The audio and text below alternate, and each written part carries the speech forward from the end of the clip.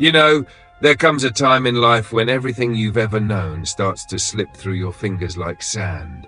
And no matter how tightly you try to hold on, some things just have to change. That's exactly what happened to Mrs. Sophia Wilson. 70 years old, a widow for the past 8 years, and until last week, the proud owner of a little blue house on Maple Street. The house she and her late husband Robert had bought together nearly 40 years ago. The house where they raised their children, hosted countless family dinners, and built a lifetime of memories. But now, she was sitting in the back of a cab, a single suitcase beside her, watching her home grow smaller and smaller in the rearview mirror. It wasn't supposed to be like this. She had always imagined growing old in that house, surrounded by her grandchildren, her children visiting every weekend, maybe even hiring a nurse if she needed one. But life, as it often does, had other plans. Her son David had sat her down just a week ago, his voice gentle but firm. "Mom, we've talked about this. The stairs are too much for you now. And with your arthritis, we just worry. The retirement home has everything. Meals, doctors, people to help you." Her daughter Susan had nodded along, adding, "It's not safe for you to be alone anymore, Mom." Not safe. The words had stung. Wasn't this her home? The place where she had cared for them, bandaged their scraped knees, waited up for them after late-night dates. And now she was the one who needed looking after. Packing had been the hardest part. She had stood in her bedroom, staring at the empty suitcase, wondering how a lifetime could possibly fit into one bag. She had taken her favorite photo album, the one with pictures of Robert, their wedding, the kids as babies, a few books, her mother's pearl necklace, the quilt she had stitched herself years ago. And then there were the things she had to leave behind. The rocking chair where she used to read bedtime stories, the kitchen table where Robert would sip his morning coffee, the garden she had tended for decades, now overgrown. She had run her fingers along the walls one last time, whispering a quiet goodbye that had loved her back for so many years. The cab ride was quiet, too quiet. Sophia watched the streets pass by, her mind racing. Had she become a burden? Was that why her children were so quick to send her away? Or was it simply that they didn't have the time? David and Susan had their own lives now, careers, kids, problems. She understood that, but understanding didn't make it hurt any less. When the cab finally pulled up to the retirement home, "Golden Years Living," the sign read, Sophia took a deep breath. The building was nice enough, clean, well kept, but it wasn't home. A cheerful woman at the front desk greeted her, handed her a key and showed her to her new room. A small space, a single bed, a window that looked out onto a courtyard. "This is it," she thought. "This is where I'll spend the rest of my days." She lay in that unfamiliar bed, staring at the ceiling, listening to the muffled sounds of the hallway, footsteps, distant laughter, a television playing somewhere. Her mind raced. Was this it? Was this where her story would end? Not in the home she had loved, but in a room that smelled of cleaning products surrounded by strangers? She thought of her husband. Oh, how she wished he were here. He'd know what to say to make her laugh, to make this feel less like an ending and more like, well, just another chapter. But he was gone, and the silence was heavier than ever. Every creak of the building, every distant voice pulled her back from the edge of slumber. She missed her own bed, her own curtains fluttering in the breeze, the way the morning light used to spill across her kitchen table. And as the hours dragged on, one question played over and over in her mind. You ever have one of those nights where your mind just won't let you rest? Where every memory, every little thought, comes rushing in like an uninvited guest? That's exactly how Sophia's first night in the old age home went. The room was too warm, or maybe it was too cold. She fiddled with the blanket, pulling it up to her chin, then kicking it off again. The mattress was different, softer than hers at home, but not in a comforting way. It felt like sleeping on a cloud that didn't quite belong to her. She closed her eyes, but instead of sleep, all she saw were flashes of the past. The first day of kindergarten.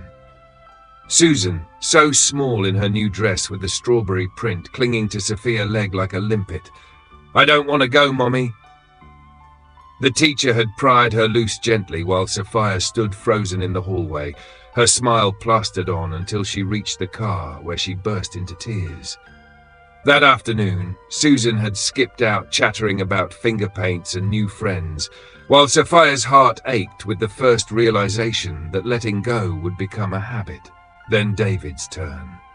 Her brave boy who marched into that classroom without looking back, then appeared at the window 2 minutes later, his face crumpled. She'd never run so fast in her life. The teacher had to peel him off her, his little fingers clutching her cardigan button so tightly one popped off and rolled across the floor. She'd kept that button in her jewelry box for years. Sophia's eyes flew open. The digital clock on the nightstand glowed 2:15 a.m. She took a shaky breath. That was the thing about memories. They didn't come in order. One moment she was remembering the children's first steps. The next she was back in that awful hospital room holding Robert's cold hand. Time folded in on itself at night, especially in unfamiliar places. A soft knock at the door startled her. "Everything all right, dear?" A nurse peeked in, her voice gentle.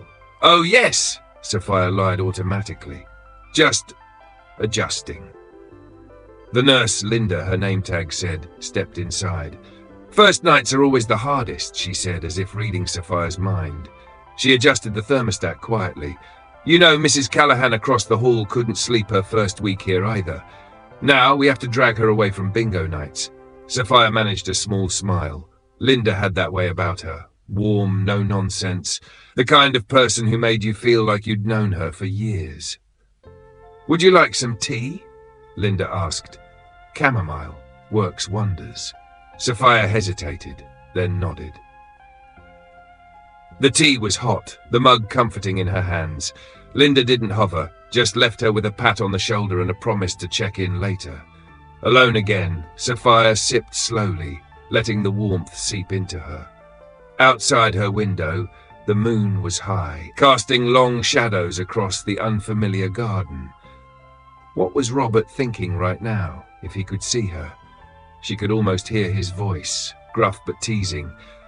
"Sophie, you've faced harder things than this. Remember when the twins had chicken pox at the same time? Or when the basement flooded?" A chuckle escaped her. He'd always known how to put things in perspective. Rough but teasing.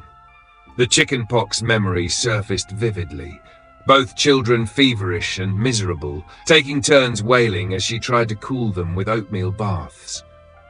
Robert coming home with 2 tiny toy trucks, one for each patient, and getting scolded for spoiling them.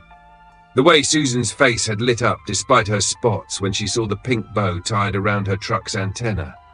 Then the basement flood, water rising as she frantically moved boxes, saving photo albums while Robert swore at the broken sump pump. How they'd laughed afterward, sitting exhausted on the stairs, drinking cheap wine from jelly glasses, their feet pruned from the mop water. But then another thought crept in. Had her children done this because they cared, or because they just didn't want the hassle anymore? The doubt twisted in her chest. She thought of her daughter's tense smile as she'd promised. "We'll visit all the time, Mom." Her son's hurried goodbye, already glancing at his watch. Were they relieved to have her here? Was she just another item checked off their to-do list? The tea turned bitter in her mouth. At 3:45 a.m., somewhere down the hall an old man was singing, softly, off-key. A Frank Sinatra tune if Sophia wasn't mistaken. She strained to listen. "Fly me to the moon." A memory surfaced. Robert, 2 left feet and all, spinning her around the living room to that very song. Susan and David as teenagers groaning in embarrassment when they caught their parents dancing during Thanksgiving dinner preparations. The way Robert had dipped her dramatically, making her shriek as the turkey sat half-basted on the counter. For the first time that night, the tightness in her chest eased just a little. Maybe, just maybe, this place wasn't the end. Maybe it was just another dance, different from the ones before, but a dance all the same. Outside, the sky began to lighten. Funny how the morning changes things, isn't it? That first pale light creeping through the curtains has a way of softening even the hardest nights. Sophia watched as the darkness in her room slowly turned to grey, then gold. The singing down the hall had stopped, replaced now by the muffled sounds of the old age home waking up, rolling carts, cheerful voices, the occasional burst of laughter. She sat up stiffly, her joints protesting. 70 years old, she thought, and I feel every single one of them this morning. The unfamiliar room still felt strange, but less ominous now in the daylight. The floral wallpaper she'd hated last night seemed almost cheerful in the sun. A knock at the door. "Rise and shine, Sophia!" It was Linda again, this time with a breakfast tray. "Thought you might like some company with your first meal here." The scent of coffee, real coffee, not the weak instant kind, wafted through the room. Linda set the tray down carefully. Scrambled eggs, toast, a little dish of fruit. Simple food, but arranged with care. "You didn't have to," Sophia began. "Oh, hush," Linda waved her off. "First day's special. Tomorrow you'll have to eat in the dining room like everyone else." She winked. "They make the best pancakes on Thursdays." Sophia took a tentative sip of coffee. It was good, strong, just how she liked it. "There's an orientation at 10, Linda continued, "but no rush. Settle in first. Maybe take a walk in the garden later. The roses are blooming like crazy this week." As Linda bustled out, Sophia looked down at her breakfast. This small kindness, this ordinary meal, felt like an anchor in her sea of uncertainty. The mirror in the bathroom showed a tired face, but not a defeated one. Sophia ran a brush through her silver hair, put on the lavender cardigan her granddaughter had given her last birthday. Might as well look presentable, she thought. Stepping into the hallway was like entering a different world from the silent, shadowy place of last night. Residents moved about, some with walkers, some with canes, a few in wheelchairs. A group of women chatted near a sunny window, their laughter easy and familiar. "You must be the new one." A tiny woman with bright red glasses approached, extending a hand. "I'm Doris, been here 3 years, long enough to know all the gossip." Sophia found herself shaking the offered hand. "Sophia, just arrived last night." "Ah, that explains the deer in headlights look," Doris chuckled. "Don't worry, honey, we were all new once. Come on, I'll introduce you around before the breakfast crowd gets too thick." The dining room buzzed with activity. Sophia hesitated at the entrance, but Doris steered her firmly toward a table where several residents sat. "Everyone, this is Sophia," Doris announced. "Sophia, this is the cool kids table." A man with a veteran's cap grinned. "Speak for yourself, Doris. I'm at least 20 years too young to be cool." Sophia felt an unexpected smile tug at her lips as she took a seat. The conversation flowed around her, complaints about the Yankees' latest loss, debates about the best way to grow tomatoes, shared memories of old television shows. No one treated her with kid gloves or that careful tone her children had used. They just included her. As she spread jam on her toast, Sophia realized something surprising. She was hungry, really hungry, for the first time in days. Later, standing at her window watching residents tend to the garden below, Sophia's fingers absently traced the edge of a framed photo she'd unpacked, her and Robert on their 40th anniversary. "You'd like it here," she whispered. "The people are lively." Somewhere down the hall, Doris was organizing a bridge game. Outside, 2 men argued good-naturedly about baseball. A nurse's aide pushed a cart past her door, humming off-key. It wasn't home. Not yet. But maybe, just maybe, it could become something close. If Sophia's story resonated with you, if you faced a similar transition or want to share advice for those adjusting to life in a care community, we'd love to hear from you in the comments. Don't forget to like this video if it moved you, and subscribe for more stories about life's later chapters, told with honesty and heart. Until next time, friends, remember, every new morning brings its own possibilities.